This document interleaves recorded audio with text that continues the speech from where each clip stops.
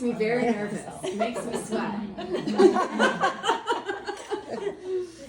Well, good evening, everybody. Thank you to Susie for inviting me to give this presentation. My name is Cynthia Ellich. I am currently a personal trainer, yoga instructor, and nutrition coach here in Charlottesville. And I think of myself as having started at one end of the spectrum of life and death, and now I'm at the other.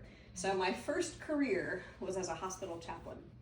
And I worked on the oncology units at the University of Alabama Birmingham Medical Center for 5 years. In my residency prior to that, I was on the neonatal units and all over the hospital, really, but especially on the neonatal unit. So I really was dealing with literally life and death a lot of grief. Well, after 6 years, I was kind of burned out. It was time to do something different. I went back to school, got my PhD, and became a pastoral counselor. And did that for 5 years. And then I was diagnosed with breast cancer. And I decided it was time for a timeout. Let's recalibrate. I took some time off from doing kind of the helping professions kinds of roles. And then I was really bored. And so I got certified as a personal trainer. And I was doing the yoga training while I was doing other kinds of jobs. So I have swung the pendulum toward the end of helping you feel better now and helping you prevent illness rather than being at the life and death kind of passageway there as a hospital chaplain. So I'm delighted to be here with you all tonight to talk about protein matters. See if I can get it to advance here.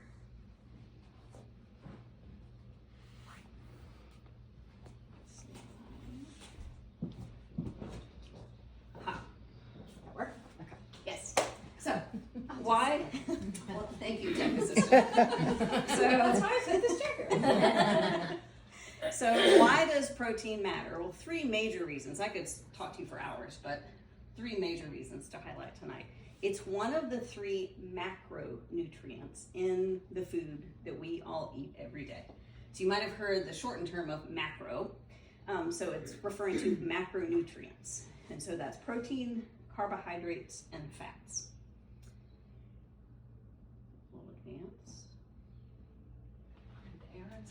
I'm just clicking on individuals. Okay. So just a quick little review of what the macronutrients are. This is a nice Venn diagram with some overlap because a lot of carbs are mostly carbohydrate. But there are some carbs that have some protein in them, like beans, peas. And then there are some proteins that are primarily protein. And then there are some protein sources that have a little bit of fat, such as nice fatty fish like salmon, cheese, and eggs. And then the rest of the fats that are more predominantly fat or completely fat, like extra virgin olive oil. So you probably know all that, but sometimes it just helps to kind of have a refresher. What are we talking about when we say macros? Because that's kind of a buzzword right now. So a second reason to pay attention to our protein is it literally is the building block for our bodies. Our body makes cells, blood, tissues, connective tissue, organs, antibodies, enzymes, our gut health, all of that and more rely on us getting sufficient protein. And most of us don't get enough. Why? Because carbs taste so good. And fat tastes so good. And we get full. And then we're not as hungry until we are hungry because carbs don't help us go as long between feedings. Protein helps us bridge between those feedings. So third reason that I wanted to highlight tonight, knowing who might be in attendance, is I saw that look. if you are in perimenopause or beyond, full blown, yep, protein matters even more for our bodies. Partly because we can't absorb, we can't process as much protein as efficiently as when we had a lot more estrogen in our systems. So we need to eat more to give the body a chance to get enough processed, but also we need it because of our changing hormones, and that's impacting our bones and our muscles. If we don't do something about it, we are going to lose muscle, and we are all having declining bone density unless we're working really hard with our diet and our exercise. So quick little diversion here. I want you to just pause for a moment and think, What do you want to be doing when you're 100 years old? Or however long you envision living. You know, maybe you want to live to 92 because everybody in your family made it to 90 and you want to make it 2 more years. What do you want to be doing in those last few years of your life?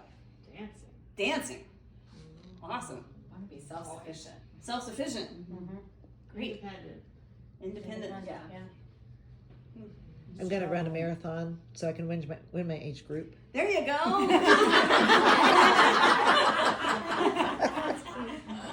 I actually cut a slide of a woman that I had in my previous version of this before I edited it this afternoon, who won the 100-meter race I saw that. at 100 years old. Yeah. Wow. And then she dropped onto the track and did Push-ups, push-ups. I saw that. And she lived to be 106. She died in 2021. Yeah, 106. I know. And thinking about what do I want to be And she doing? was running And at she the was- age of and she- 100. And she didn't start running till she was 67. Wow. Let's hope. Like, there's Got plenty of inspiration. time. Plenty of time.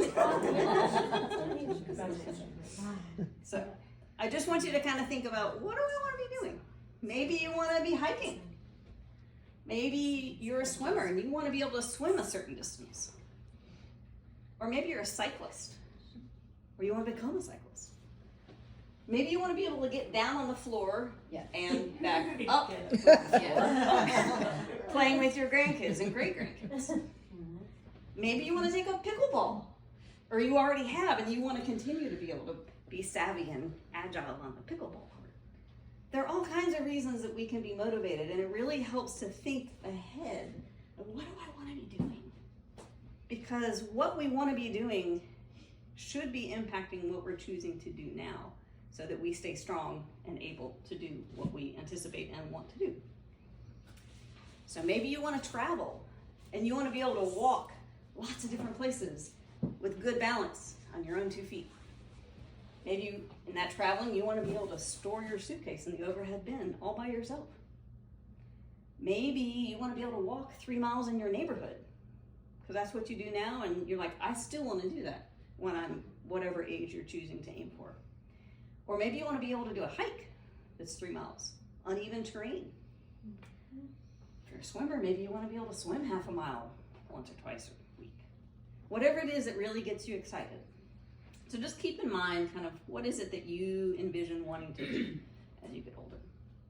Because if we do not intentionally take some steps to maintain our muscle strength, our bone strength, and our mobility, we're not going to be able to continue to do those things that we are envisioning doing. So a recipe for aging, since we have all these wonderful goodies back here, recipes, here's a recipe for healthier aging. 2 basic ingredients: adequate daily protein intake, because protein is a building block of vitality. And the second ingredient is some strength training. And it doesn't have to be anything fancy. Start where you are. It could be body weight. Just do some squats. Go over to the stairs, do some push-ups. Go to your kitchen counter, do some push-ups. Use a wall for push-ups. You don't even have to be able to get down on the floor and do a full push-up. Anything that you can do is good. The heavier the weight you can build up to being able to move around, fantastic. That's going to improve your muscle tone. That's going to improve your bones. And you can keep it simple. Start where you are. That's the basic recipe for aging better. So circling back to protein, where does protein fit in all of this? So we need to eat sufficient protein because as our hormones change in perimenopause, menopause, and postmenopause, we, by definition, with those hormonal shifts, we are losing muscle, especially in the first 5 years after menopause. We lose a lot of muscle. Also, because of those changing hormones, carbs are not really our friends. And too many carbs in relation to protein leads to additional belly fat. Additional belly fat, and I have plenty of my own, that's why I'm hugging it, is gonna set us up for more insulin resistance, which is a precursor to diabetes. So help prevent diabetes by eating more protein and moving your body more with strength training. So, let's see, the second bullet point there is good news. Sufficient protein intake can help keep you strong, more supple, and have a slightly faster metabolism. We're not going to be able to get our metabolism back to where when we were 22 or 32, but we can certainly make it better, and we can stave off some of the natural processes of aging. And then you probably have read about this, heard this in the news, but just in case you or anybody you know and love is taking a GLP-1 medication, I just wanted to throw in this piece. They are known to cause wasting muscle loss faster than what would happen if you were not on that medication. So if you're on that medication, you're considering it, or someone you know and love is already on that, please make sure they're eating enough protein and going to the gym to do some strength training. That is the recipe to help combat that side effect. Now this next slide is a little busy. I tried to make some general animations. Let's see if it works. All right, so protein, that's our hot topic for tonight. Are you eating enough to survive or to thrive? Well, if you've been looking on much of social media really related to protein, fitness, wellness, there's a whole lot of buzz out there saying you need to eat X amount. It really is that we need to eat more than the RDA, but maybe not as much as what you might have seen on social media. Let's see if I can get it to load a little bit here. So the recommended daily allowance is for 0.36 grams of protein per pound of body weight. Now that sounds like a bunch of blah, blah, blah, blah, blah. So let's make it a real example. 140-pound woman. I can get it to load.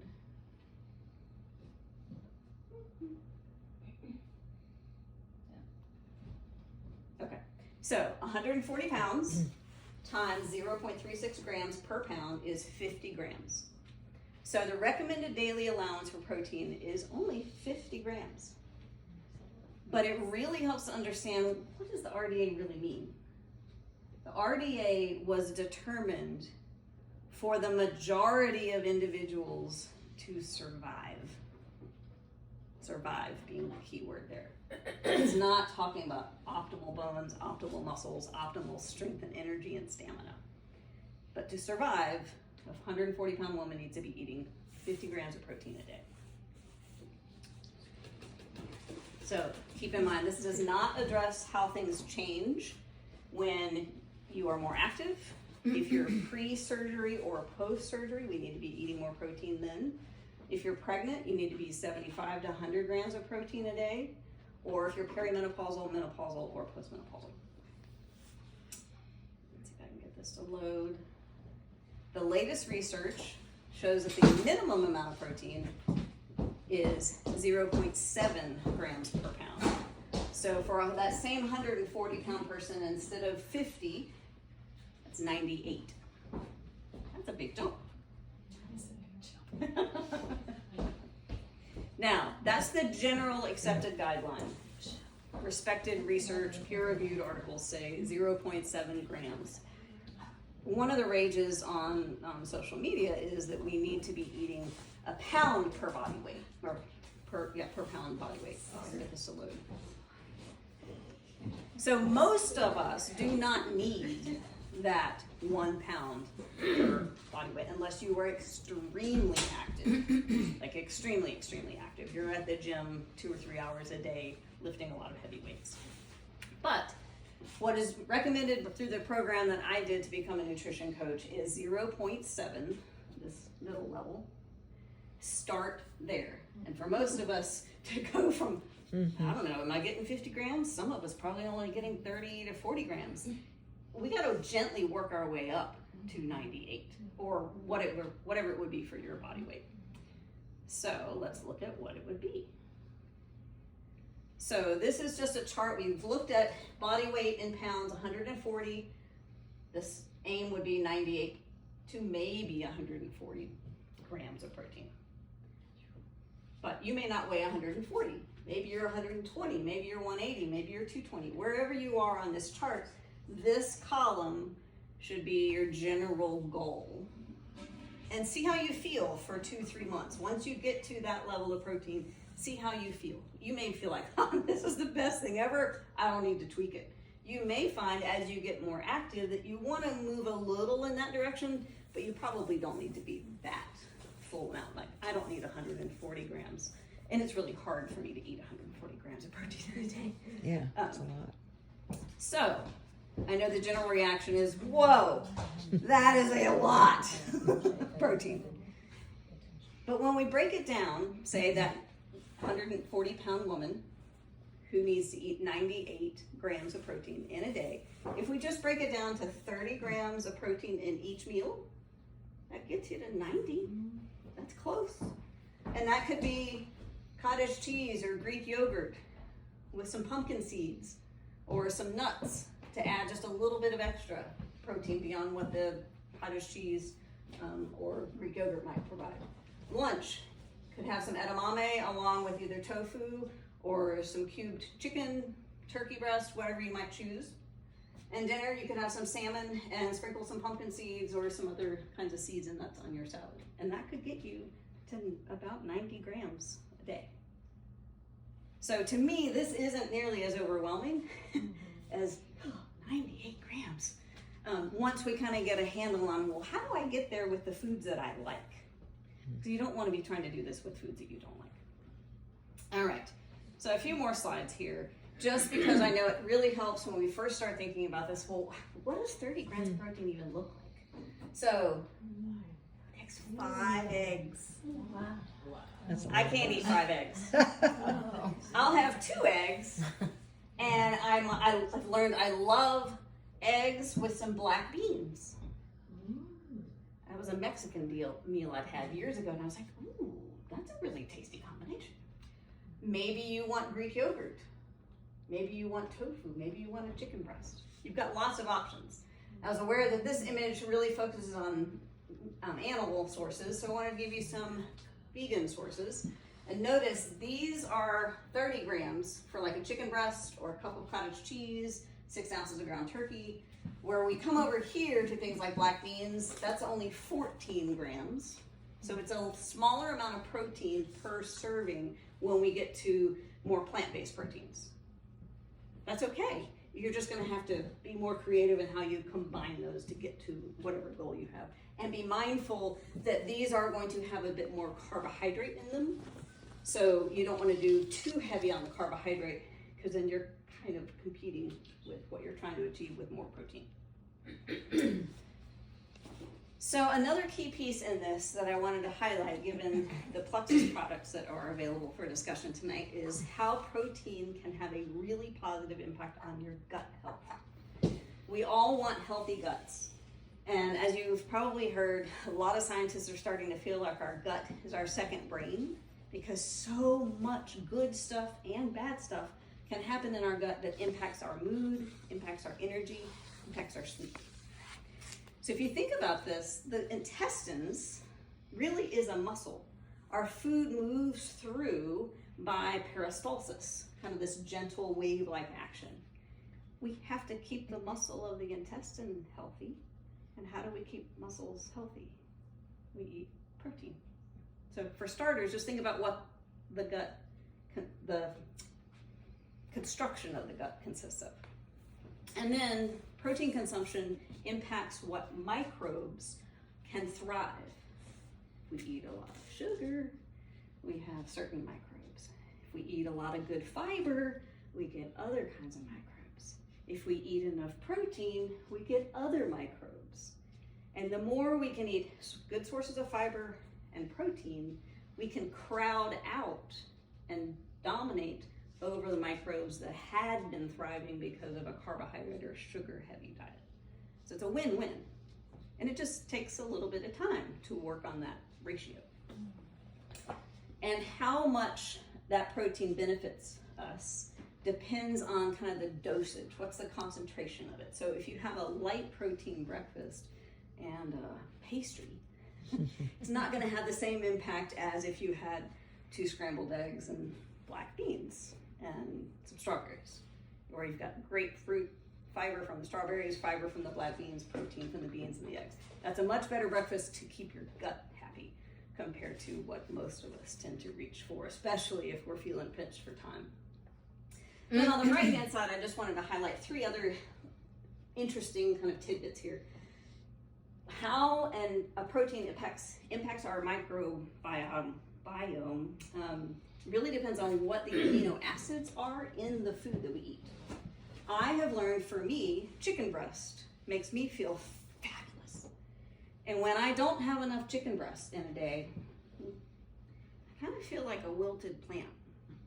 But if I get a few bites of chicken, it's like, I come back to life. I can't tell you, I don't know what all the amino acids are that my body needs, but I have recognized from tracking my food and how I feel like, wow, that makes a huge difference. Now, can I eat chicken at every meal? No, that's really boring. But if I don't get enough chicken, I have noticed that I don't feel great. Well, one of the amino acids that we need is L-glutamine.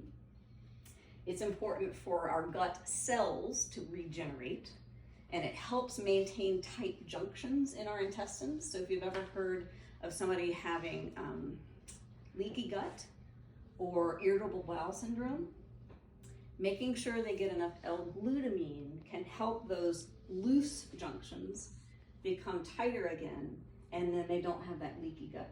They don't have as bad as symptoms, or it may actually heal itself entirely. Another reason to think about protein and getting enough in your diet is prebiotics. And different sources of protein have different kinds and different quantities of prebiotics. And some people have heard of some people know about probiotics. I think probiotics got a lot of attention years ago, and prebiotics are getting a little more attention now. We need both. We need the prebiotics because that feeds the probiotics. If the probiotics are starving, they don't get to stick around in our gut. So we want to make sure that we're giving them an adequate supply. So great sources of protein that highlight this are oily fish, like sardines, salmon, mackerel, and also several beans, chickpeas, butter beans, and lentils. And there are plenty of other examples. I'm just trying to give you some highlights here. Protein typically is very easy for most of us to digest. So that's another reason why it's a very gut-friendly thing. It's not as demanding to our gut, but pay attention if you try protein powders, protein bars, pre-made protein shakes. Read the ingredients, because a lot of protein powders have a lot of additives. And it might not be that your body's not liking the protein, it might be that your body's not liking whatever the added ingredients are. So that could be sweeteners, it could be a number of things. I know for me in my own experimentation, pea protein and I, not friends. I've tried like 6 different brands. No, that doesn't work for me. But whey protein on occasion, I can do that. I've gotten to where I just make most of my smoothies with Greek yogurt and peanut butter, or Greek yogurt and almond butter. And that's great. So I just wanted to say that about the protein, the prepackaged things like the protein bars that you grab and go. They're great in a pinch, but just pay attention to what's in the ingredient list and pay attention to how your body responds. So, protein power. I want you to feel strong. I want you to feel capable. I want you to be able to engage in the activities that you love. I also want this slide to load, but it's not really loaded. Maybe it will in time. Anyway, I have this nice little image of little figure with it out. You're giving us the perfect image of it. So when you eat enough protein, you're going to have stronger bones, stronger muscles, happier gut. And what all that often leads to is we sleep a little bit better, we have better energy, we have a better mood, we thrive instead of just survive. So I invite you to nourish your body now.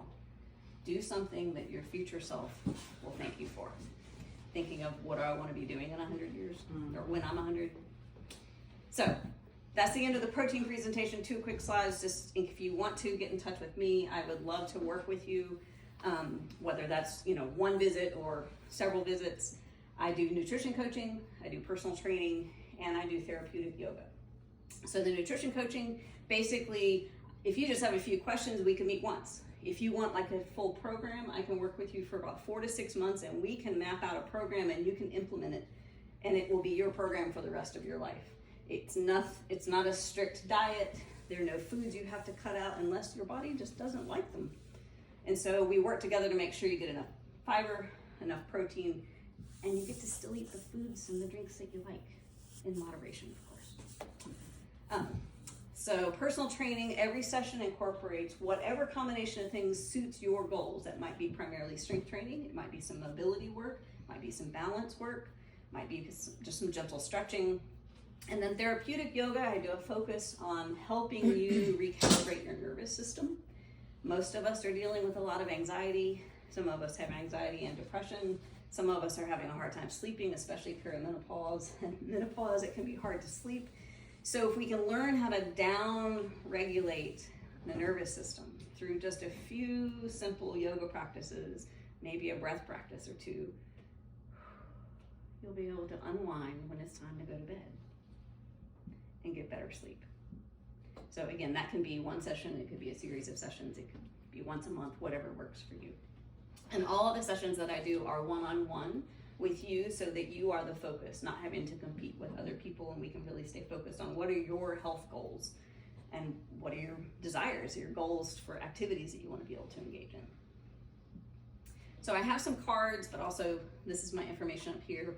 My business is Health Wellness Architects, and I specialize in peri and postmenopausal health, functional fitness for longevity, and return to exercise for women who are postpartum. My office is on Burkmar Drive. I'm moving to one building over in a month, and this is the phone number, or you can email me. So thank you very much.